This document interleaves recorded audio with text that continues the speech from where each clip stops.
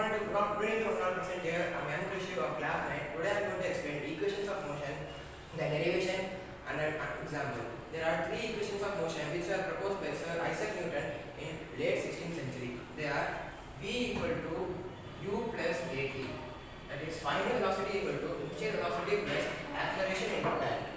Second one is S equal to UT plus half AT square, which is distance equal to initial velocity into time plus half into acceleration into time square. The third one is v square minus u square equal to 2as, which is final velocity square minus initial velocity square is equal to 2 into acceleration into distance. Before going to the derivation, we will understand some basic formulas. Acceleration equal to v minus u by time, that is final velocity minus initial velocity divided by time. And average velocity formula is, you know that final velocity plus initial velocity by 2. Now it's the derivation. Derivation of first equation of motion, that is v equal to u plus at. Here we know that formula of acceleration is v minus u by t. Here we can write that acceleration to time equal to v minus u. On transposing this u to the side, we get that v equal to u plus at. Now second equation of motion, which is S equal to ut plus half at square. We know that S is equal to velocity average into time. Velocity average, we have already seen that formula is v plus u by 2 into time. This v we can write according to this equal to u plus at.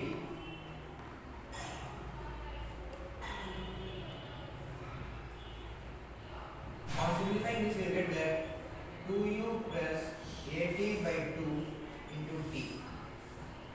On multiplying this with t, we can write that s equal to 2ut plus at square by 2. For cancelling this 2, we can write that s is equal to 2ut by 2 plus at square by 2.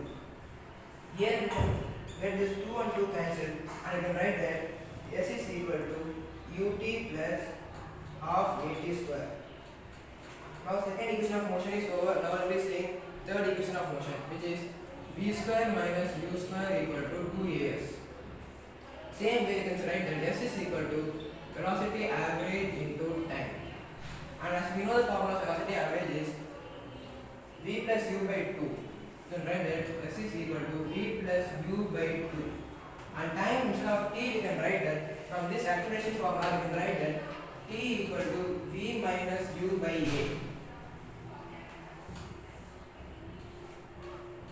Okay, this looks like a plus b into a minus b. So according to a square minus b square, we can write that s equal to v square minus u square by 2a. On simplifying this, we will get that 2as equal to v square minus u square. Now we have completed the derivation of the motions. Now we will see some examples related to it.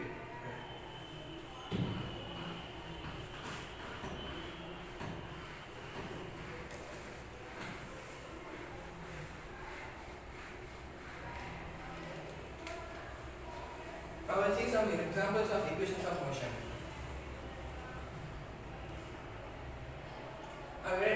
First question is, a body at rest was accelerated and it travelled for 5 minutes. Then the constant acceleration provided by the body was 2 meters per second square. We have to find the final velocity before it comes to rest. Here I think that a body was at rest, so the initial velocity will be 0. And then it travelled for 5 minutes, so the time period will be 5 minutes. And the acceleration was 2 seconds, 2 meters per second square. We have to find the final velocity before the final velocity of the object before coming to rest. So by using first equation of motion, which is v equal to u plus at. Our time for converting into SI unit, we are multiplying with 60 seconds and making it as 300 seconds. And we know the concept acceleration. So you can write that u plus v equal to u plus at. V is, we are going to find, we know that u is 0 as it is starting from rest. 2 into acceleration is 2 and time period is 300 seconds. From this you can see that v equal to 600 meters per second. Now we see another example for second equations of motion.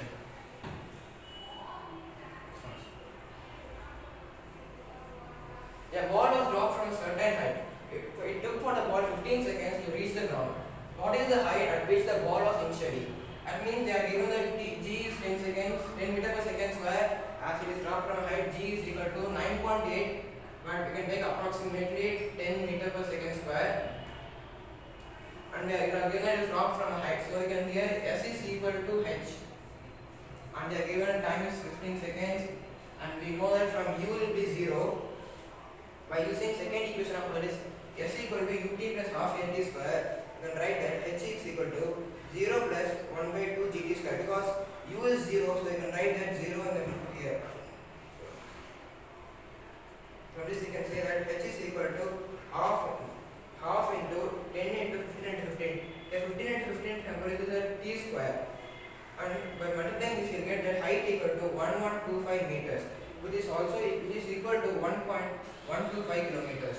Now we will see another example for third equation of motion. A toy car is accidentally dropped by a kid from the roof. The final velocity before the toy reached the ground was 8 meters per second. That is the height of the building. As it is dropped from a certain height, we can take that g is equal to 9.8 meters per second square. Final velocity is 8 meters per second. Initial velocity is 0 as the ball is raised in the beginning. So we are applying third equation of motion. We will get that here it is 64. V square minus u square equal to 2as. Shifting this v square this side, you will get that v square equal to u square plus 2as. We can say that 64 equal to 0 plus 2 into 9.8 into s. So when transposing this side, you get that s equal to 64 by 9.8 into 2. And by simplifying, you can see that s is equal to 3.26 meter. Hence the height of the building is 3.26 meters. Thank you. Now we are seeing the derivations of the motion, their examples. Thank you. Thank you, Ma. Thank you very much.